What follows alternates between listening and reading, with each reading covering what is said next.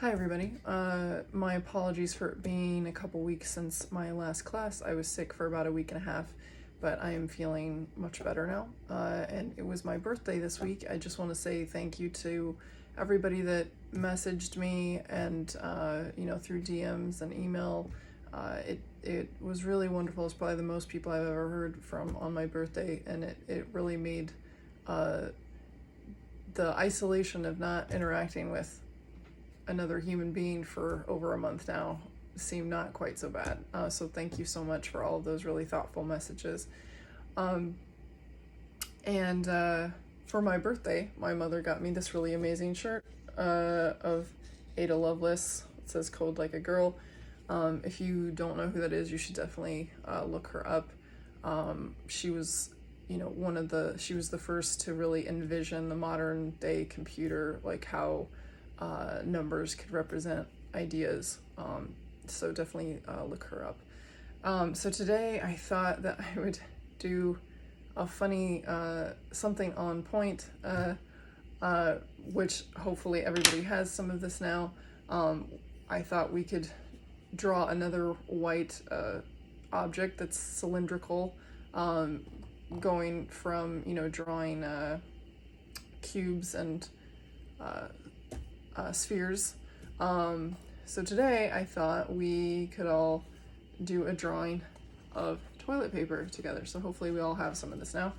And another thing that this will be kind of fun to do is that you can kind of like drape, like when you're setting up a display of it, you can kind of like do a little bit of a drape so that you have to draw that as well, because that'll teach you something about drapery. So, and I'll talk you through it as I'm doing it. So the first thing we'll do is we'll set that up, and I'll show you an image of what my toilet paper looks like, but it doesn't have to look, just like mine. And then I'll walk you through the steps. Another thing that you might want to do, I have a light set up, kind of diffused like towards the top of it. Kind of diffused towards the top of it, and so it's like hitting the top of it, and then there's some shadow towards the front. But you can set yours up, however you want. It does help to have one more direct light source to kind of make, that makes sense to you. So I'm going to start out with drawing. So you'll notice when something is circular and we're looking at it at an angle, even if it is truly a circle, if we're looking at it at an angle, we will be drawing it like an ellipse, because of perspective. So right now I'm drawing the left edge.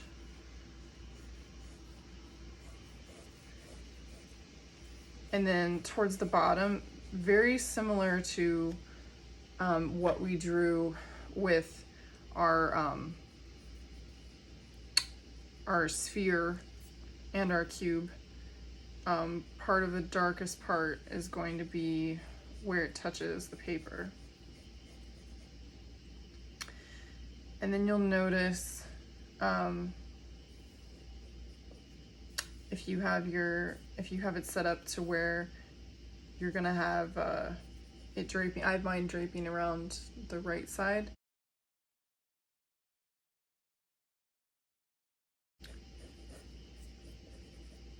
One of the things to really pay attention to there is there will be like normally a crest of highlight where a fold is created, and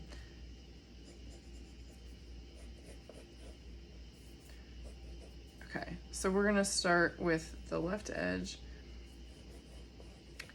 and then the difference between a circle and an ellipse is that an ellipse, just think about it as like a flattened circle. So this is what my sort of ellipse looks like.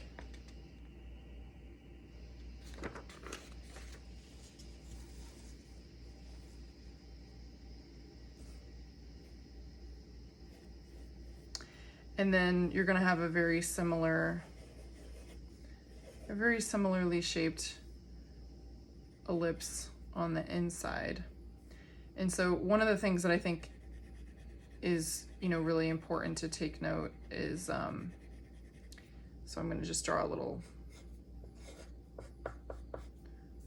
where our light source is coming from, is that it's going to be darker on the inside there because the light, there's gonna be more residual light hitting here than there is gonna be here at this corner.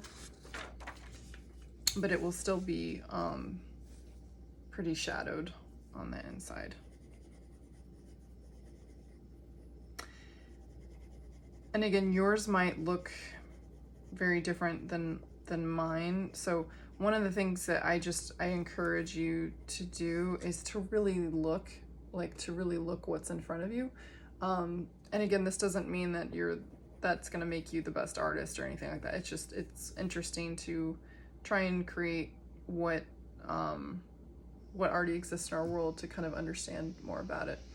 And so from my setup, the paper itself around the outside is kind of a 3 to a 4 on our grayscale, if you remember from our first lesson.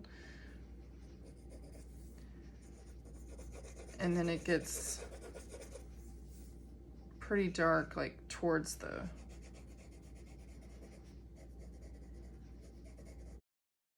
where it meets the table.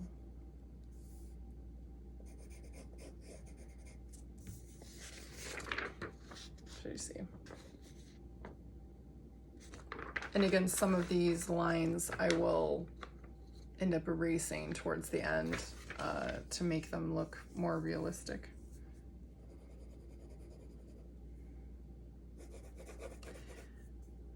And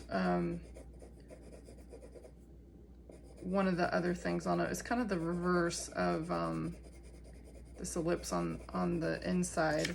I'm noticing, at least from my light, that it is much darker here than on this side because the light is coming from behind, so it's going to be darker on that side.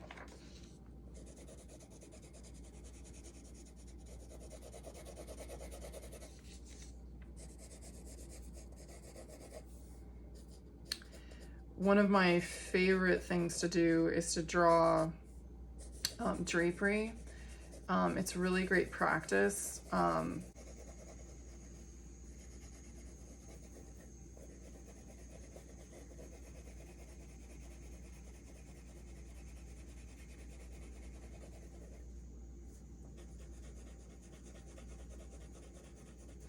So depending on, you know, which way you want to go, I tend to like drawing the curvature of the object. So you'll see how the little hatch markings are, I'm actually kind of mimicking the direction of the roll. So this is going from probably like a 6 or 7 on your grayscale chart that we made the first class, and to about a 5 towards the middle, and then all the way to the other side it's more like a 3 or 4. So you're really getting a broad array of gray tones just in this one object. But something that I think is really interesting to think about is that, you know, this is an object that doesn't have any color, but look at how many tones. Like we're going to end up having the entire grayscale chart in this. Like we'll see all the way from 1 to 10 in here. And that's another reason why I say, like, make sure that you're always really looking at what you're seeing, because I think sometimes, you know, people will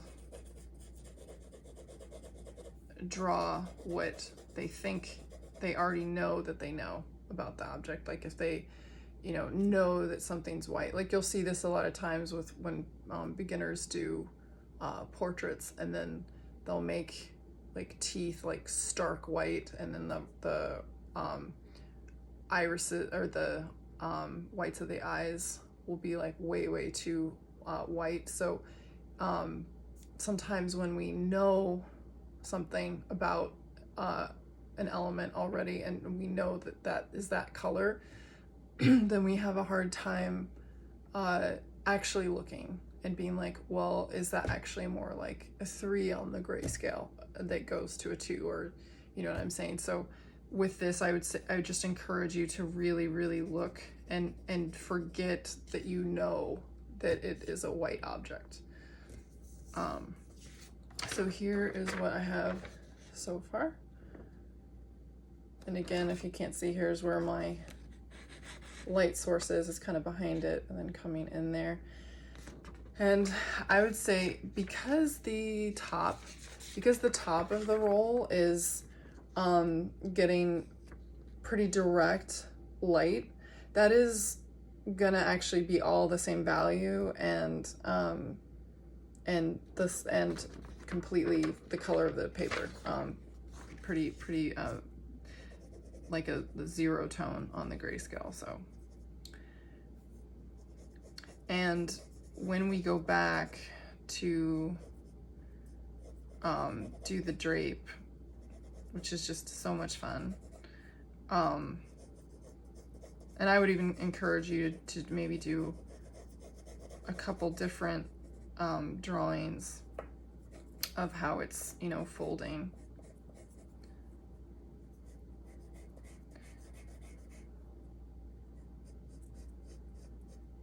And again, yours doesn't have to look just like mine or be folded just like mine. But even like this kind of drape, it's gonna give you good practice for, you know, drawing, like if you want to do live portraits, for looking at how people's clothes behave, for you know, drawing curtains, or you know, there's so many things that have this kind of a behavior.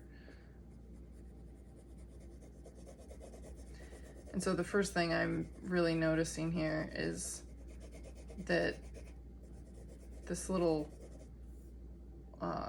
lip that's folding around here, we can kind of see the silhouette of the roll itself, but then it's kind of fading into the rest of it. And then this little lip that's you know, folding back is going to end up having the most light.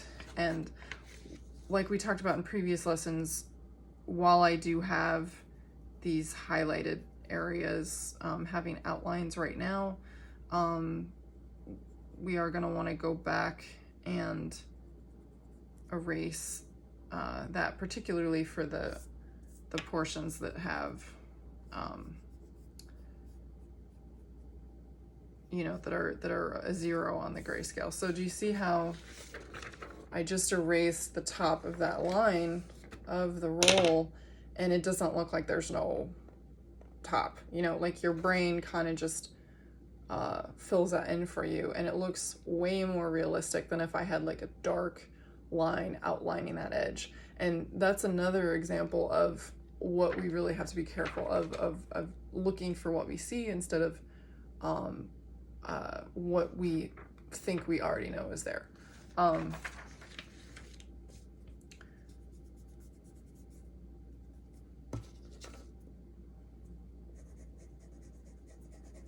And the other thing that's really fun with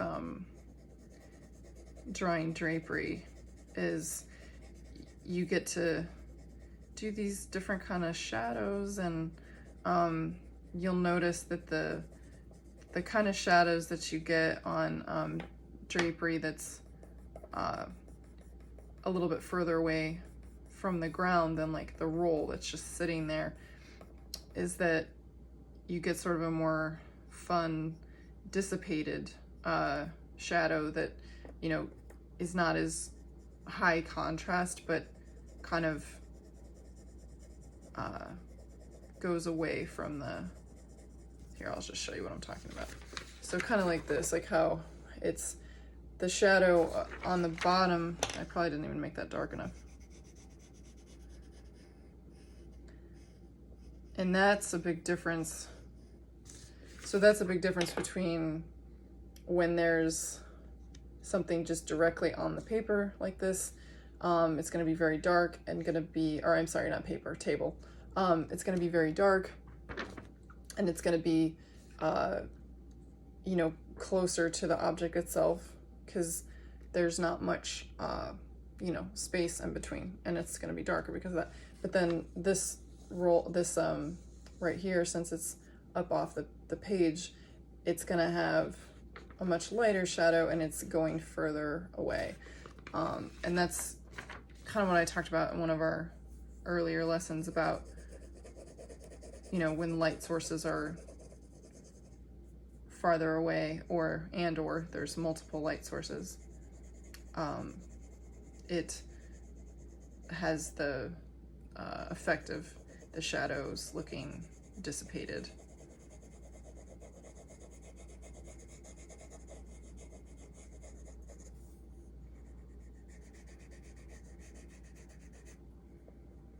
Something else that's pretty fun about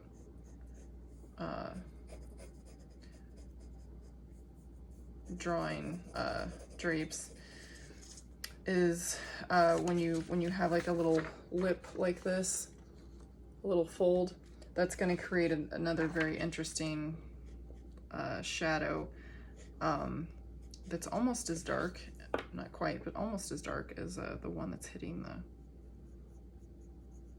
table.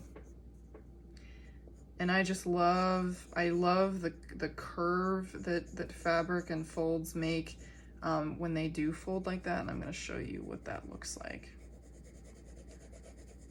what I'm talking about. So this kind of a fold right there, do you see that sort of a beautiful little curve that happens right there?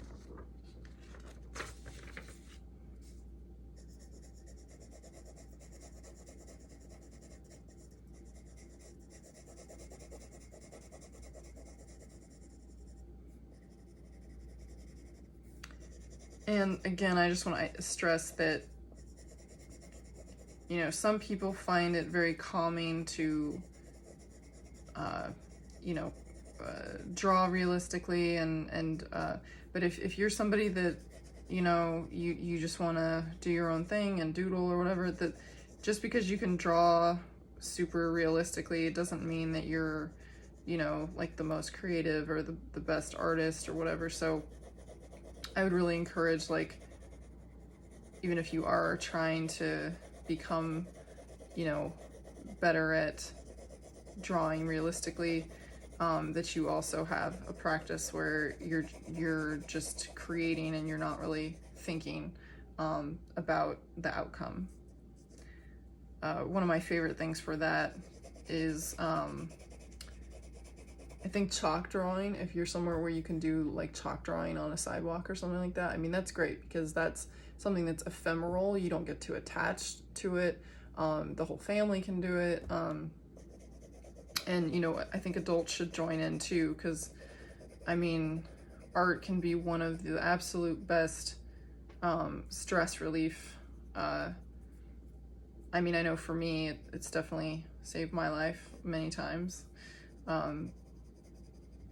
So, you know, don't, just because you're not a child anymore, don't think that the benefits of art are past you, because it's, you know, it's pretty amazing, powerful stuff. It still is for me. But I find that, you know, something like, that's why I started these lessons with pencil, because I think that sometimes people can get stuck because they get too attached to an outcome when it's, you know, nicer materials. You can get a little more attached. So I want to point out how it's this really beautiful shadow. So see how here that it's getting, like, it gets darker and then it kind of catches the edge of the table and then it folds there, and it's just like, I just love drapery. It's just so much fun to draw. And then this little fold here, and then there's a little curve, and then it comes back out.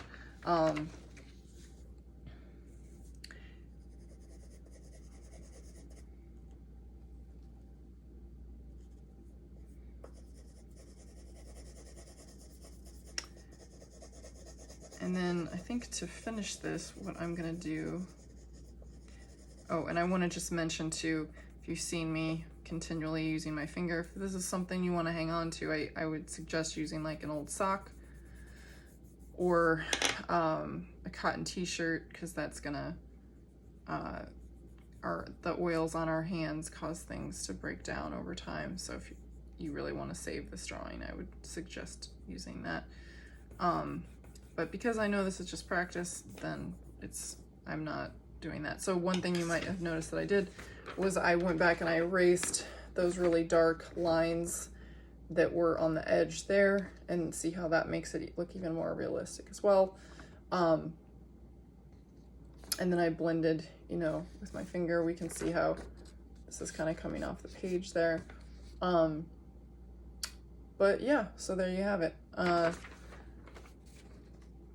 And I'm trying to think if there's anything else I want to do with this. If you want, you can, you know, draw a table background. I know, kind of like I think we did in a previous lesson, you can, you know, darken the background if you want. I think with this, I'm going to leave mine how it is. I'm pretty happy with it. I think one of the things that's really cool is to see how different this is from the first line that I drew, and how, you know, if I wasn't bringing up that there isn't actually a line there, like, would you have even noticed? I mean, it just looks so much more real, that our brains just kind of fill it in. And that really does help create something to be looking more three-dimensional when it's a highlight and there is not actually an edge there.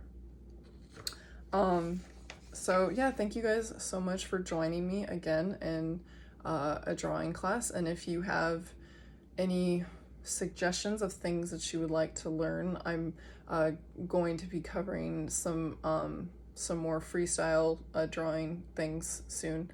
But please feel free to email me at hello@carrieable.com or send me a DM at Carrie Able Art. Yeah, so thank you guys so much, and I hope everybody is staying safe and taking care of themselves and of each other.